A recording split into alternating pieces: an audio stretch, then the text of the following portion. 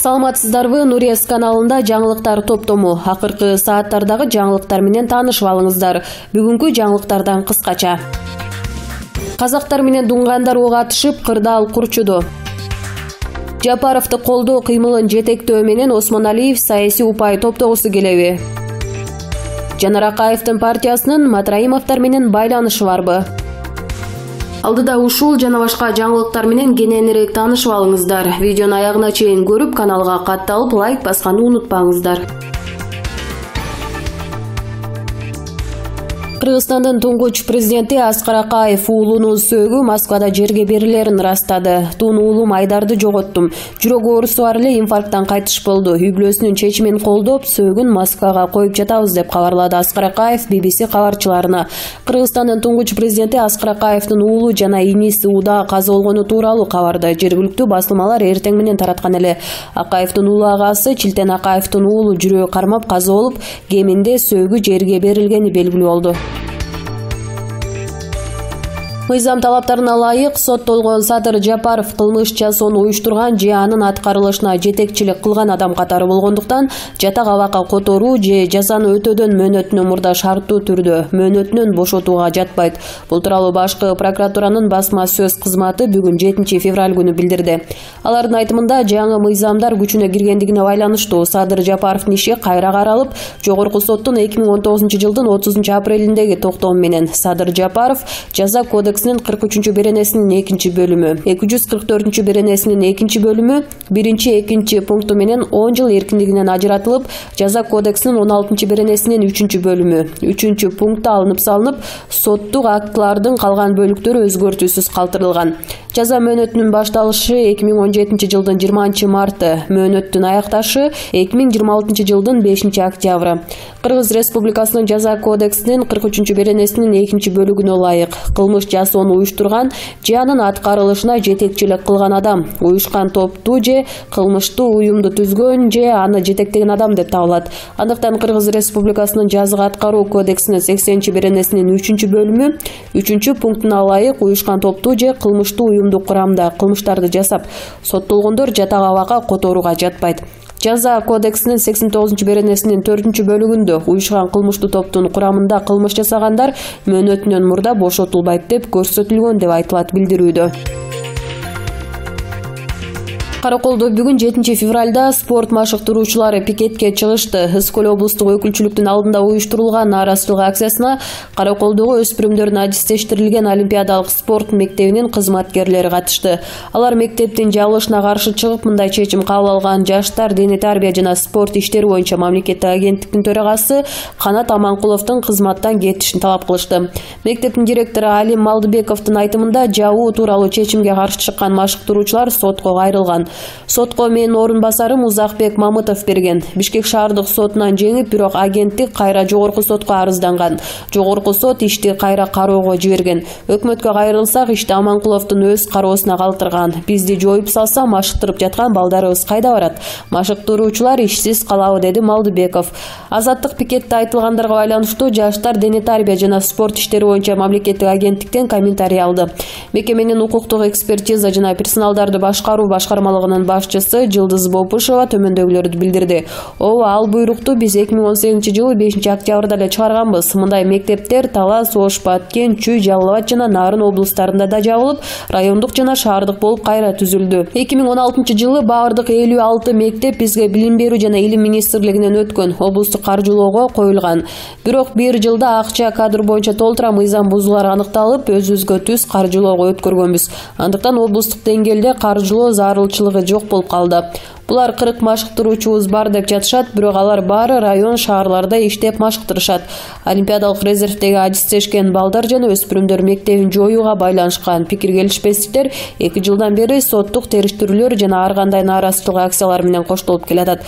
Мектептин маалыматына караганда, анда 780 бала окуйт жана аларга 40 машыктыруучу билим тарбия берет. Социалдык тармакка Кыргызстандын чек арасы Кордайда казактар менен дуңгандардын ортосунда чыр чыккан видео тасма тарады. Тасмадан дуңгандар менен казактардын кыйкырык, ызы чуусун көрүүгө жана дуңгандар мылтык менен атып жатат деген үндөрдү угууга болот.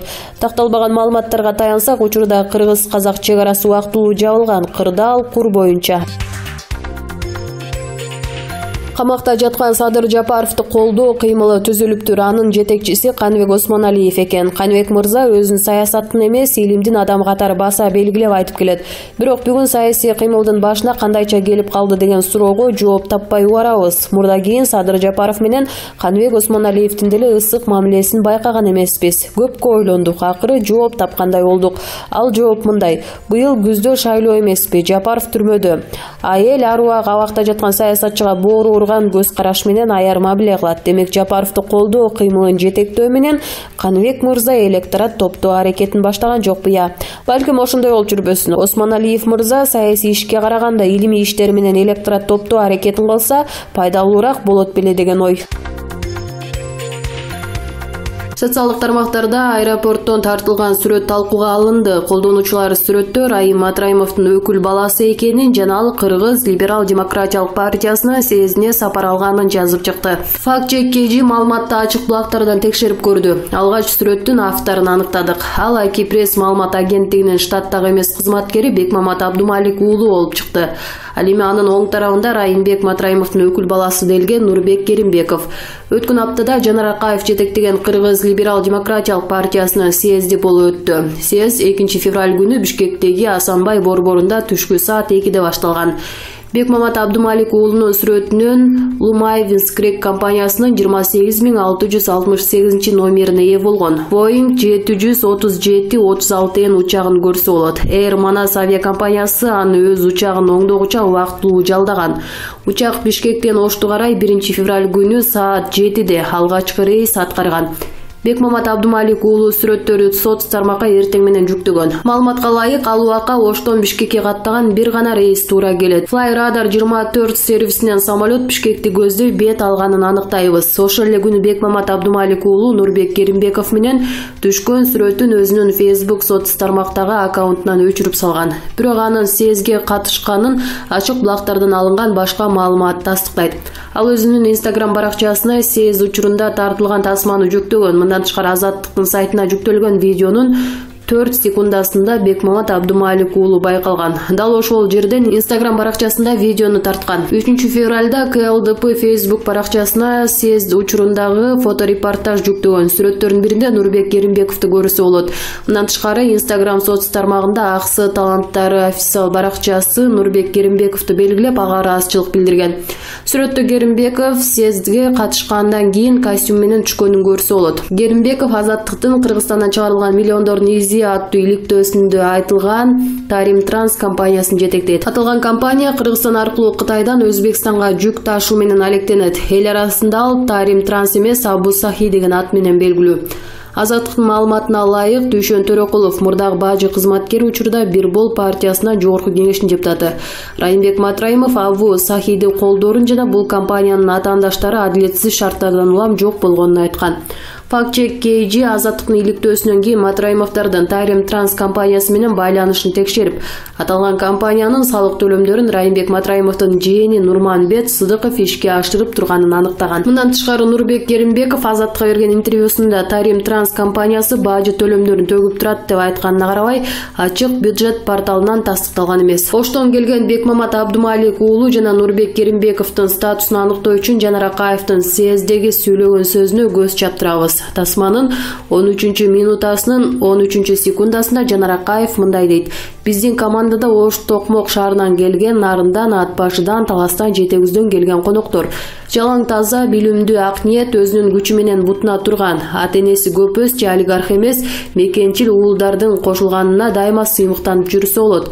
Акаев апрелде Токмокто жана Ошто өтчү жергиликтүү кеңешке шайлоого КЛДПнын аттанганын айтып, Ош жана Токмоктон келген делегацияны ордунан туруусун өтүнгөн соң 20 мүнөттүн 40-секундасында Алдыңкы орундуктарда отурган бир нече адам ордунан турат. 2020 жылдын 4 февралында журналист Таткабек Шабданбеков анын досу Бекмамат Абдумалик уулу шайлоого аттанганы тууралуу кептерди укканын жазып, ага окшогон жаштар эл өкүлдөрү болгонго татыктуу деп белгилеген. Ал эми анын досу Бекмамат Абдумалик уулу шайлоого аттануу ниети бар экенин четке каккан эмес. Жыйынтык Оштун аэропортуна сүрөткө түшкөндөр Бишкектеги КЛДП съездине аттанган.